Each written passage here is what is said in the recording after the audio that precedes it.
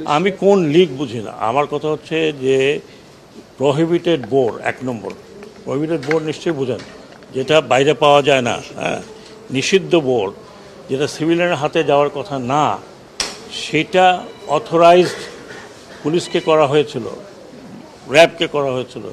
সেই ওয়েপন কিভাবে এদের হাতে গেল এবং এই ওয়েপনের ফায়ারিং এই এই এই আপনার আনসারদের, ওরা তো বাইরে হয়নি, একজন দুজন হয়তো ছিল, তাদের ওখানে ফায়ার করলো। এবং আমাকে ভিডিও আমি দেখলাম, একটা সিভিলিয়ান ছেলে 7.62 হাতে নিয়ে চলে গেছে। তার মানে এই রাইফেল আর ফেরত আসে নাই। এটা হতে পারে একটা একটা একটা দেশে? কেমন কথা! মানে এক ধরনের, মানে কি বলবো, আমি এই ধরনের স্বৈরাচার ব্যবস্থা দেখি নাই। আপনারা ওই আর্মির লোকজন আসছে, তাদেরকে স্বৈরাচার বলেন? তারা তো রাইফেল তো কোনো সিভিলিয়ানের হাতে তুলে দেয়নি। এখন এই রাইফেলগুলো মিসিং। তো এই প্রসঙ্গে আমি একটা সুযোগ পেয়ে বলছি, যাদের হাতে এই আনঅথরাইজ ওয়েপন আছে, আগামী 7 দিনের মধ্যে তারা নির্দিষ্ট থানায় জমা দেবেন। যদি জমা না দেন তাহলে দুইটা চার্জ লাগবে। একটা হচ্ছে অবৈধ ওয়েপন, আর একটা হচ্ছে সরকারি নিষিদ্ধ ওয়েপন আপনাদের হাতে। সেটার জন্য আন্তর্জাতিক আদালতও যাওয়া যেতে পারে যে এটা কোথা থেকে পেয়েছেন।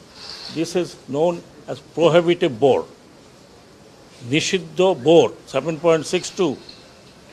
আমার পেছনে যারা আছেন সেনাবাহিনী অফিসার, ওনারাও সেনাবাহিনী অফিসার, জিজ্ঞেস করেন এটা প্রোহিবিটেড বোর কিনা। This is known as prohibited bore.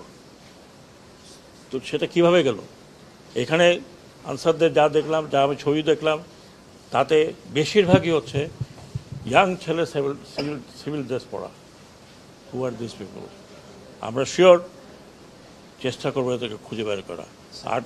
আর যদি ভালো চান, আমি অফার করছি, এই রাইফেলগুলো ফেরত দিতে হবে ইন 7 days টাইম। আজকের থেকে 7 দিন মানে কয়দিন?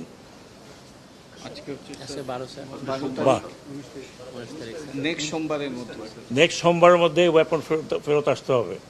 আর যদি না আসে, আমরা ওয়েপন হান্টে যদি কাউকে পাই, তাহলে তার বিরুদ্ধে 2টো চার্জ লাগবে। এবং আমি জানি না এটা যাবজ্জীবন হবে কী হবে বলতে পারবো না আইনের মধ্যে, but that's what it is. আপনারা থানায় দেন, জমা দেন, নিজেরা না দেন কারোর মাধ্যমে দেন, যেটাই হোক এই রাইফেলগুলো ফেরত দরকার আমাদের। না হলে আমরা হান্টিং শুরু করব।